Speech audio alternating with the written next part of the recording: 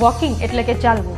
શું તમે જાણો છો કે આ એક સરળ એક્ટિવિટી તમને કેટલી બધી રીતે ફાયદો કરી શકે છે? ફક્ત 10 મિનિટ ચાલવાથી તમારા હાર્ટ રેટ વધી જાય છે, જે તમારા બ્લડ ફ્લોને એક્ટિવેટ કરે છે, એટલે તમને ઇન્સ્ટન્ટ એનર્જી ફીલ થાય છે. 15 મિનિટ વોક કરવાથી બ્રેઇનમાં સિરોટોનિન નામનું કેમિકલ રિલીઝ થાય છે, જે તમારા મૂડને બૂસ્ટ કરે છે, જે ડિપ્રેશન અને એન્ઝાયટીના સિમ્ટમ્સને પણ ઘટાડે છે. જો દરરોજ 20 મિનિટ ચાલશો તો તે તમારા લોઅર બોડી ફેટને ટાર્ગેટ કરે છે અને તમારા ડાયજેશન સિસ્ટમને પણ એક્ટિવ કરે છે.